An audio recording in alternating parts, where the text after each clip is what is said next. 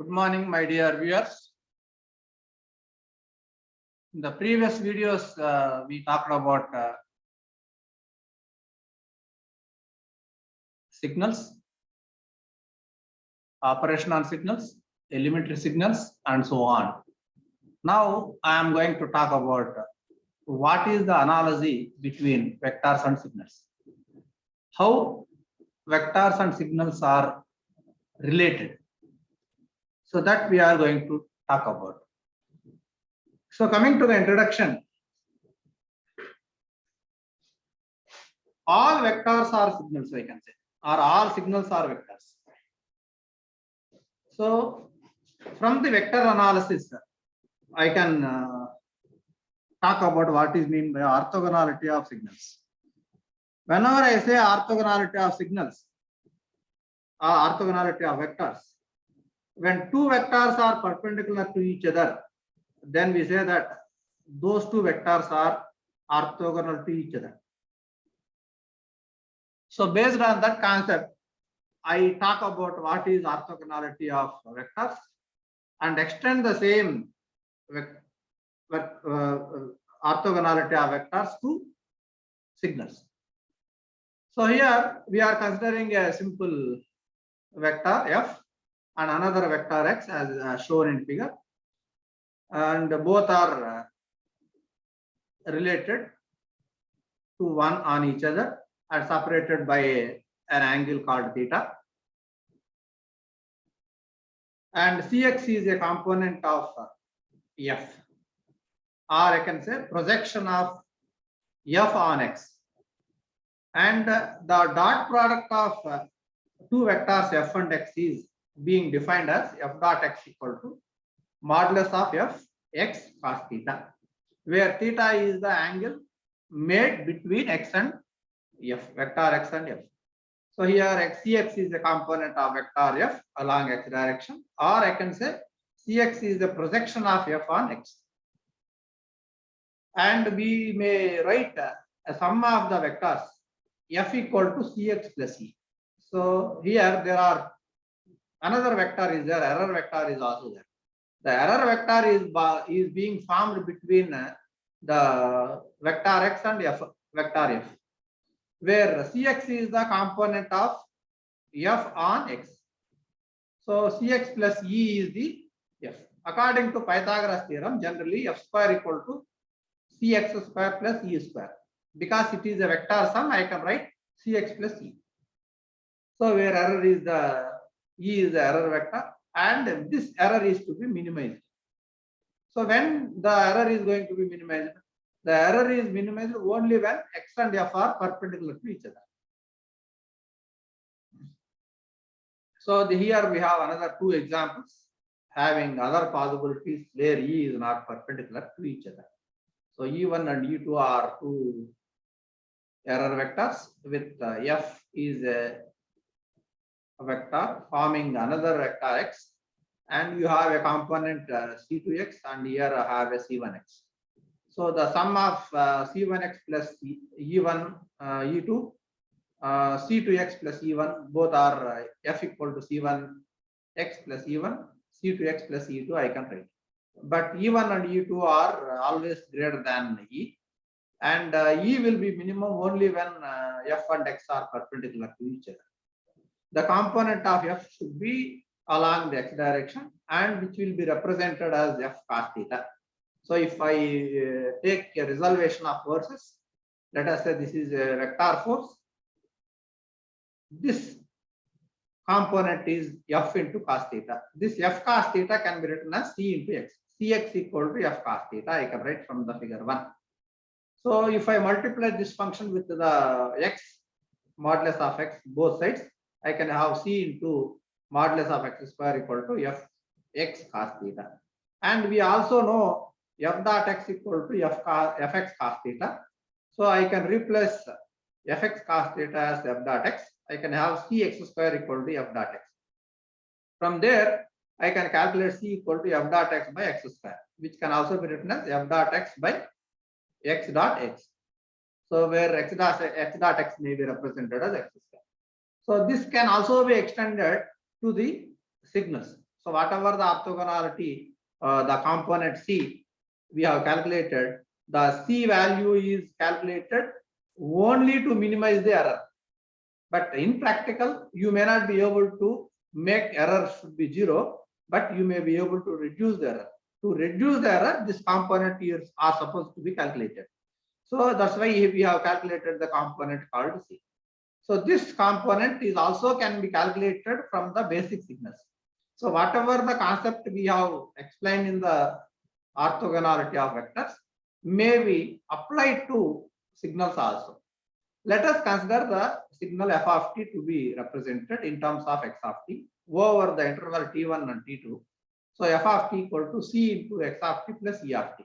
So as we have been defined in the vectors, in the similar way I can write f of t equal to c x of t plus e of t. From there I can write the error function e of t equal to f of t minus c into x of t over the interval t1 to t2. So the c into x of t is not a single function. F of t is being represented as c into x of t if error is 0 generally. But it is not a single component. It is a combination of n number of components. So f of t equal to c1 x1 of t plus c2 x2 of t plus c3 x3 of t and so on cn xn of t. This can put together can be written as n equal to 0 to capital N cn into xn of t. So this is a simple component. So here we are trying to define what is called orthogonality. So any two signals of the above equation. So x1 of t, x2 of t, x3 of t, and so on, xn of t are there, no? So any two signals of the above equation called xn of t and xm of t are orthogonal over an interval t1 and t2 defined by t1 to t2 xm of t, xn of t dt equal to 0 when m and n are not equal. If m and n are equal, then it will become a simple energy signal. So where m equal to n, t1 to t2 xn into xn dt. This can be written as t1 to t2 xn square of the dt. Xn square of t dt is the error signal of the nth signal I am just calculating. So this is what is called energy of the signal here. Now whatever the function I have, this can be represented over here. So error signal equal to f of t minus sigma I equal to 1 to capital N ci into xi of t I just write. So this is the error function in terms of time. So this once the error is being calculated, we also calculate the error energy. Error energy equal to integral t1 to t2 error square dt equal to integral t1 to t2 f of t minus sigma I equal to 1 to n ci xi of t whole square dt. If I make the square of it, I can get the some a minus b whole square form. But you may not be able to nullify the error. You may be able to reduce the error energy. So the error energy E to be minimized. To minimize this error, whatever the error this which I have here, this error is to be as minimum as possible. So to make that to 0, to minimum, so error energy E will be minimum if d by dci of with respect to ci you are differentiating and make it to 0, I can get the minimum value. Dou E by dou ci should be 0. So that is dou by dou ci of t1 to t2 f of t minus sigma I equal to 1 to n ci xi of t whole square dt should be equal to 0. So to simplify it, so it is something like within the bracket I have a minus b whole square. I can have integral t1 to t2 f square of t dt minus t1 to t2 sigma equal to 1 to n 2 ci f of t xi of t dt plus t1 to t2 ci square xi of t xi square of t dt I can write, which may be equal to 0. So if we differentiate it, first term becomes 0 and the second term is because of ci, you can have minus 2 into d by dci of ci is 1, you can have f of t into xi of t dt plus because of ci square you can have 2 ci into t1 to t2 xi square of t dt I can get. So if I simplify it, I can get the coefficient ci equal to integral t1 to t2 f of t into xi of t dt divided by integral t1 to t2 xi square of t dt. This is something similar to your component of C while deriving the vectors. So there is an analogy between signals and vectors. So how vector is being related, signal also being related in the similar fashion. So this Ci can also be written as 1 by Ei, because integral T1 to T2 xi square dt equal to energy signal of ith component. So 1 by A into T1 to T2 f of t xi of t dt for I equal to 1 to 3 and so on, n I can represent. Once you calculate the component called Ci, we try to calculate the mean square error. So as we have been already calculated the error Ei or error energy we have calculated. What is the mean square value of that error that we are going to calculate? Once you are calculating the error, you substitute the minimum value of this two equation. I can get minimum mean square error. So the error energy of the signal using orthogonality function defined in this way. Already we have defined. Same thing I am just substituting A minus B whole square formula. And from the relation which we have been derived here, I can write some of the modifications here. So that modification is integral T1 to T2 f square of t dt minus 2 into sigma I n equal to 1 to L Cn t equal to 1 to T1 to T2 f of t xn of t dt plus sigma n equal to 1 to n Cn square of t into T1 to T2 xn square of t dt I can write. So here I can write f of t into xn of t integral T1 to T2 Ci f of t into xn of t can be written as Cn into En. And integral T1 to T2 xn square of t dt can be written as simply En. So if I simplify it, I can have integral T1 to T2 f square of t dt minus 2 into sigma I n equal to 1 to n Cn into Cn En plus sigma n equal to 1 to n Cn square En. So if I simplify, I can get 2 into Cn square En minus plus sigma n equal to 1 to n Cn square En. So here 1 Cn square En can be eliminated.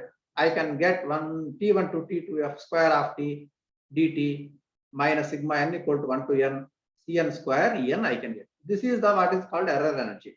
Once you calculate the error energy, you can define the what is called mean square error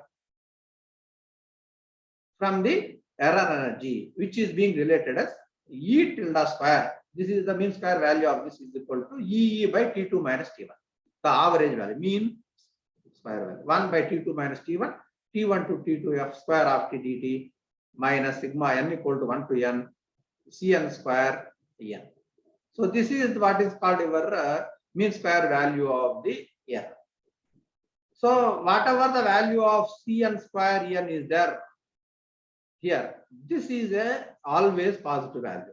Cn square En is always positive value. Hence the Cn square En is a positive value because the error energy E is positive. Automatically the mean square value of this is reduced as the value of n increases. As n increases, the number of terms increases. Automatically the mean square error is minimum.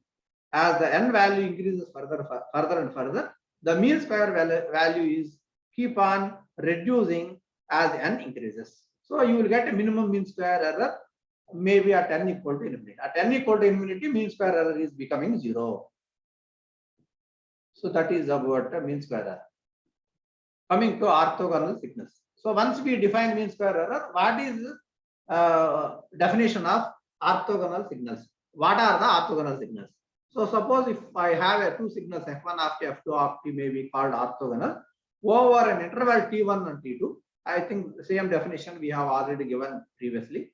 If f1 of t multiplied with f2 of t and averaged over the interval leads to 0 results, then the both signals x1 and f1 of t, f2 of t are orthogonal to each other. That is 1 by t2 minus t1, t1 to t2, f1 of t, f2 of t dt should be 0. If this is 0, then f1 of t1 to t2, f1 of t, f2 of t dt equal to 0, then f1 of t and f2 of t both are orthogonal to each other. So, and f1 of t and f2 of t forms a orthogonal set. So here what is an orthogonal set? a set of signals f1 of t, f2 of t, and so on, fn of t may be represented by fn of t. A set. This is whenever I say within the flower brackets, if I say it is a set of functions. So a set of signals fn of t is aims to form an orthogonal set over the interval t1, t2 if every member of set is orthogonal to every other member of the set over the interval t1 and t2, then the set fn of t forms an orthogonal set. So that is integral t1 to t2 fm of t into fn of t dt equal to 0 when m is not equal to 0. So when fm of t and fn of t both are forming a orthogonal set, because the integral over t1 to t2 fm of t fn of t equal to 0, hence fm of t fn of t are orthogonal to each other. So similarly, if n and m are both are equal, it becomes energy that we have already defined previously, that is t1 to t2 fn square of t dt is here. Based on the concept we have been just discussed, let us try to solve one problem on it. So here it has been given, prove that the signal set sin n omega naught t forms an orthogonal set over an interval between 0 to 2 pi by omega naught. Also find the energy of the signal. To do that, what I try to do is, so because it is a signal set, sin n omega naught t is a signal set, so automatically there are n number of signals, sin omega naught t, sin 2 omega naught t, sin 3 omega naught t, sin 4 omega naught t, and so on, sin n omega naught t. These are the set of signals I have. In that set of signals, I am taking two signals, that is 0 to 2 pi by omega naught, sin m omega naught t into sin n omega naught t dt.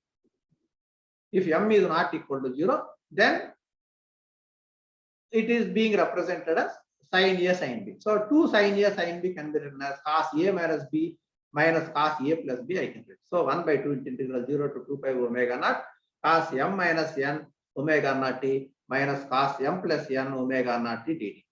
So if you integrate it, so you have sin m minus n omega naught t by m minus n omega naught t minus sin m plus n omega naught t divided by m minus n omega naught. If I substitute the values of limits 0 to 2 pi by omega naught, if 2 pi by omega naught is t is replaced with 2 pi by omega naught cancel out, you can have sin m minus n 2 pi. Here also sin m minus n m plus n 2 pi. So sin any multiples of 2 pi is always be 0. So when these two terms are 0, sin 0 when we substitute a lower limit, also this becomes 0. So overall function is going to be 0. So as these two are 0, automatically the signal set sin n omega naught t forming a orthogonal set over the limits 0 to 2 pi by omega naught. So suppose if m and n are both are equal, then it becomes en equal to integral 0 to 2 pi by omega naught sin m omega naught t sin n omega naught t dt. When m equal to n, then it becomes 0 to 2 pi by omega naught sin square n omega naught t. So in sin square omega naught t can be written as 1 minus cos 2 n omega naught t divided by 2. And if you substitute the limits after performing the integration, I will getting what is called pi by omega naught. So this is pi by omega naught is 2 pi by capital T. If I write, it becomes simply T. The energy of the signal I can have. Right? Hence the signal sin n omega naught t is orthogonal set over the interval t1 and t2. What is t1? T1 is pi by 0 and t2 is 2 pi by omega naught. And another problem is to show that the following signals are orthogonal over the interval 0 and 1. So what is the condition for orthogonality? So the condition for orthogonality is t1 to t2 f of t x of t dt.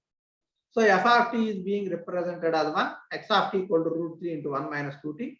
If you substitute the values of it, integral 0 to t, root 3 into 1 minus 2t dt equal to root 3 into t varies from 0 to 1, and here t square varies from 0 to 1. If you substitute the limits, I will be getting 0. Hence, the signal xn of t, set signal xn of t is orthogonal to each other. So now coming to the another concept called orthogonality of complex basis functions. Complex basis functions is another, whatever the signals which we have been discussed is real signals. If I apply the same to the complex orthogonal functions, so suppose if the set xn of t is set of complex functions of real t, then their orthogonality implies that integral t1 to t2 xm of t into xn of t dt equal to 0, where m is not equal to 0. So similarly, t1 to t2 xm of t xn of t dt is energy when m is equal to n. So here I can have xm of t into xn star of t dt you can get. So I can write the minimum mean square error of Cn. The minimum mean square error will be getting when we choose Cn as Cn equal to integral t1 to t2 xn square of t f of t dt divided by t1 to t2 xn of t into xn star of t dt. So where xn star of t is the complex conjugate of xn of t. Based on the complex signals, let us solve one problem. Prove that the set of functions e power j omega naught and t forms an orthogonal set over the interval 0 to 2 pi by omega naught, and hence also find the value of Cn. So for that I am trying to calculate I equal to integral 0 to 2 pi by omega naught gm of t into gn of t dt. So gm or gn, anything, not only f of t, x of t, you can write xm of t, xn of t, or gm of t, gn of t also I can write. So where gm of t equal to e power j n omega naught t, gn star of t is e power minus j m omega naught t. So it is actually gn star. So because of gn star, e power minus j m omega naught t here. So I can write 0 to 2 pi by omega naught e power j n minus m omega naught t dt.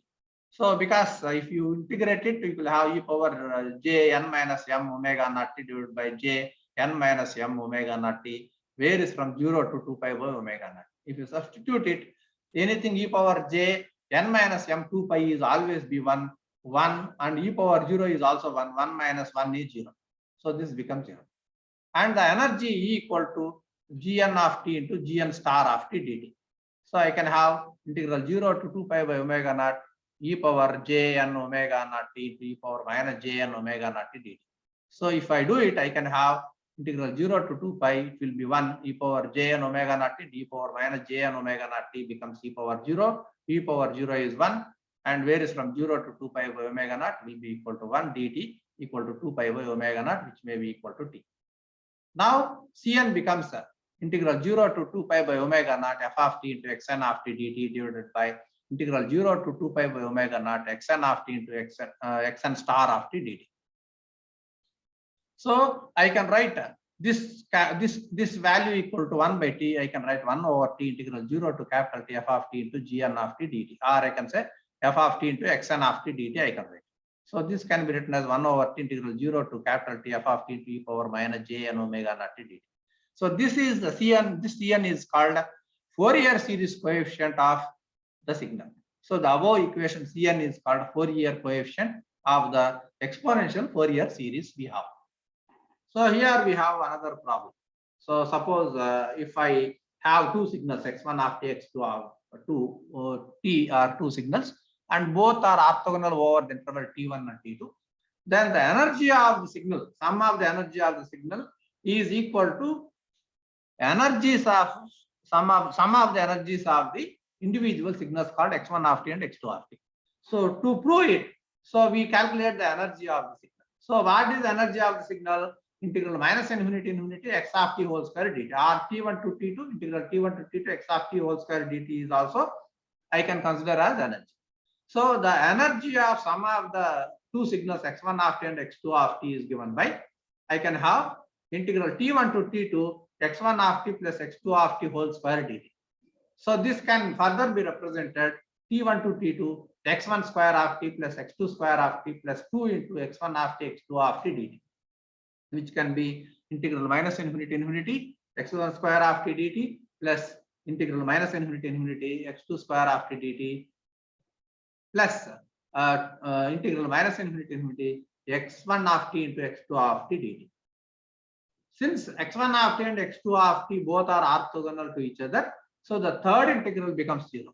Once the third integral becomes 0, then the energy E equal to integral minus infinity infinity x1 of t whole square dt plus integral minus infinity infinity x2 square dt you will get. So this first one is called energy E1, this is called energy E2. So the total energy equal to sum of the individual energy. So this is a simple problem. So this can also be extended for n number of signals, sum of n number of signals, not only for 2 signals, you can also extend for some more signals. So another problem we have based on the Fourier coefficient. Express the given rectangular function below in terms of orthogonal set functions sin n t over the interval 0 to 2 pi, and also find the mean square error by considering 1, 2 and 3 terms. This is the problem given. The function f of t equal to 1 between 0 to pi and minus 1 between pi to 2 pi. So it is something like a simple rectangular pulse, varies from 0 to pi is 1 and minus pi to 2 pi is minus 1, a simple rectangular function. So you are asked to calculate the rapid, what is called Cn or maybe Cr. So integral t1 to t2 f of t into gr of t divided by integral t1 to t2 gr square of t dt. Now gr of t equal to sin rt instead of n, I can write sin rt, and t1 equal to 0 and t2 equal to 2 pi because the interval is being given like this. And f of t is this already being defined. And energy er equal to integral t1 to t2 gr square t dt can be written. So this can be written as er equal to integral t1 to t2 gr square of t dt equal to 0 to 2 pi sin square rt dt can be written as 0 to 2 pi 1 minus cos square rt 1 minus cos 2t 2 rt dt divided by 2 into d pi. So if I integrate it and substitute the values of it, it is cos 2 rt actually. It is not cos 1 minus cos square 2 rt. It is cos 2 rt dt divided by 2 because sin square rt can be written as like this. So this will be equal to pi. So CR equal to 1 over 2 pi, 1 over pi integral 0 to t1 to t2 f of t sin rt dt. This is what is called CR because ER is also, ER is being calculated as pi. So 1 over ER is, this value is pi. So 1 over pi t1 to t2 f of t sin rt dt. This can be written as 1 by pi 0 to pi f of t equal to 1 between 0 to pi. I can write 1 sin rt dt plus minus pi to 2 pi minus 1 sin rt dt. So if I integrate and simplify, I can have 1 by pi minus cos rt by r between 0 to pi plus cos rt by r between pi to 2 pi I can get. So if I further simplify, the value of CR equal to 1 by pi cos pi r minus cos 0 because a lower limit is 0 plus cos 2 pi r minus cos pi r divided by r. So if I simplify, I can get 2 by pi r into 1 minus cos pi r. So if the value of r, it is 0 for r is even, and see this value equal to CR equal to 4 by pi r for r is odd. For all values of even values of r, this becomes 0. For odd values of r, this becomes 4 by pi r. 4 by pi r. From there, I can have f of t equal to integral f of t equal to sigma r equal to 0 to infinity CR into sin rt. So as we have already been given f of t equal to c into x of t. C into x of t. So r equal to 0 to infinity CR into sin rt. So CR equal to 4 by pi r sin rt. If I expand it, 4 by pi sin t plus 4 by 3 pi sin 3t plus 4 by 5 pi sin 5t I can have. So this is f of t. Once you get f of t, so now you can get mean square value of the error is 1 by t2 minus t1 t1 to t2 f square of t dt minus 1 by t2 minus t1 c1 square e1 plus and so on you will be getting. So if I try to simplify it. So integral 0 to 2 pi f square of t dt equal to 2 pi. So t2 minus t1 is 2 pi. So I can have 1 over t2 minus t1 to t2 f square of tt equal to 1. And from here I can have c1 equal to 4 by pi, t1 equal to pi, c1 square pi equal to 16 by pi square into pi will be equal to 16 by pi. So you calculate the mean square error. The mean square error equal to 1 minus 1 by 2 pi into 16 by pi for first term. 1 minus 0.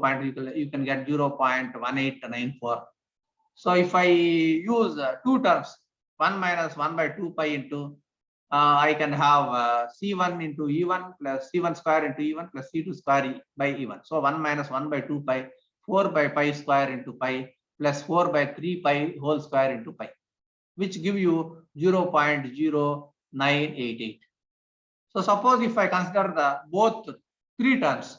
So for three terms, mean square error equal to 1 minus 1 by 2 pi C1 square E1 plus C2 square E2 plus C3 square E3. So if you write, I can have 1 minus 1 by 2 pi 4 by pi square into pi plus 4 by 3 pi whole square into pi plus 4 by 5 pi whole square into pi will give you 0.0675.